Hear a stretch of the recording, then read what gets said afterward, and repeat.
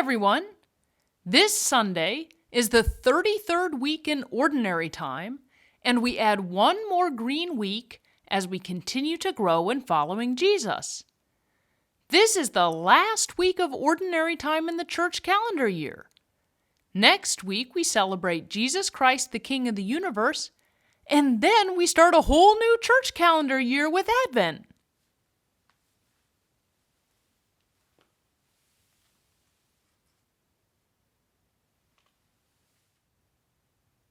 Jesus told his disciples this parable. A man going on a journey called in his servants and entrusted his possessions to them. To one he gave 5 talents, to another 2, and to a third 1, to each according to his ability. Then he went away. Immediately the one who received 5 talents went and traded with them and made another 5.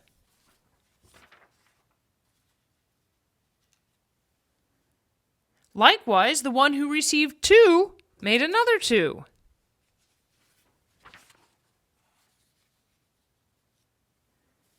But the man who received 1 went off and dug a hole in the ground and buried his master's money. After a long time, the master of those servants came back and settled accounts with them. The one who had received 5 talents came forward bringing the additional 5. He said, "Master, you gave me 5 talents. See, I made 5 more." His master said to him, "Well done, my good and faithful servant. Since you are faithful in small matters, I will give you great responsibilities.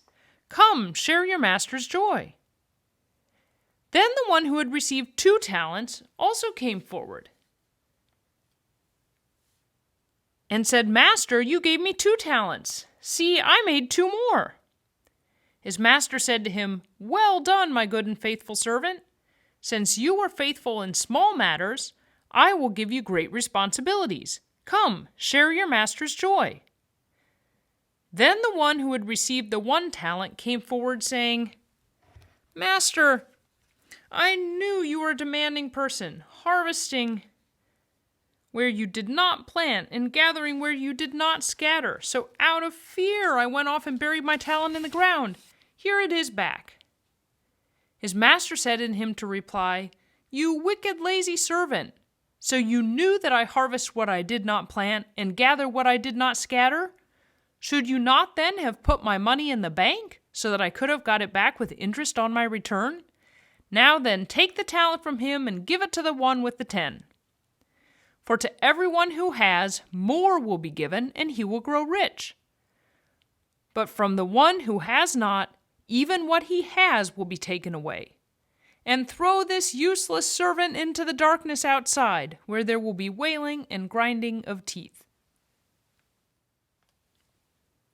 In this week's Gospel, Jesus tells a parable about servants being given certain responsibilities to take care of their master's things, in amounts called talents, which was an amount of money at the time of the parable. The first servant, had the most responsibility, 5 talents. In this picture, the house, the barn, the chickens, the cows, and the sheep. The second servant was responsible for 2 talents.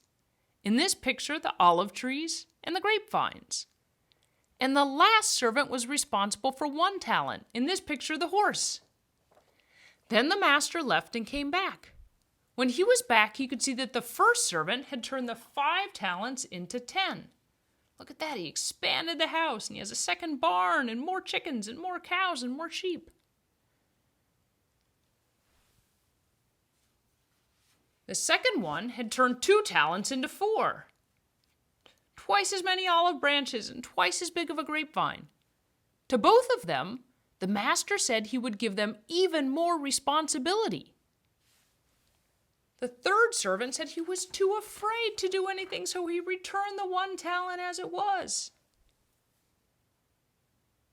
But the master was disappointed and told the servant he should have done even the smallest thing with the talent so that it could grow, and told it to give him to the person who turned 5 into 10. Jesus ended the parable by saying that people who already have something will gain even more, but the ones with little will have even that taken away. What is this story about? It sounds confusing. Shouldn't it be the opposite? That those who have give to those who don't? Jesus is talking about our partnership with God to help bring goodness into the world around us. The first servant was given a lot of opportunities to spread God's goodness. He did his best, and like magic, the opportunities doubled. The second was the same.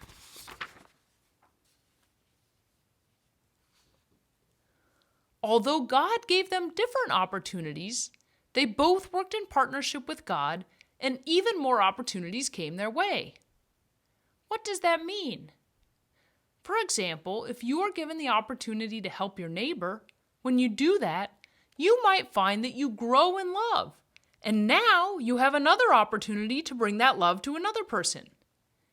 It doesn't matter if one person was given more opportunities than another. What matters is that both worked with God and the magic could happen for God's goodness to spread. Isn't that cool that when we work with God, we get to watch His magic happen? But the last servant was afraid of working with God. It can be scary. How can we be good enough to partner with God? How can we do anything right? What if the opportunity we're given is not something we want to do? Maybe helping someone we don't like. But by doing nothing, the last servant was missing out on doing God's work, but also in experiencing God in the magic of how His goodness spreads. When the last servant turned away, God asked the servant who now had 10 opportunities to help. So if we partner with God, He will continue to give us new opportunities to bring goodness to the world. But if we don't, our lives becomes empty, and God finds one of His loyal partners instead to bring goodness to the world. So what opportunities has God given us to partner with Him to bring goodness to the world? Are we doing our part? Have you ever found that by doing something good, you find even more good things to do? Have you ever skipped over an opportunity to do something good and wish you hadn't? This week, let's try to use whatever opportunities we have to partner with God in bringing goodness to the world.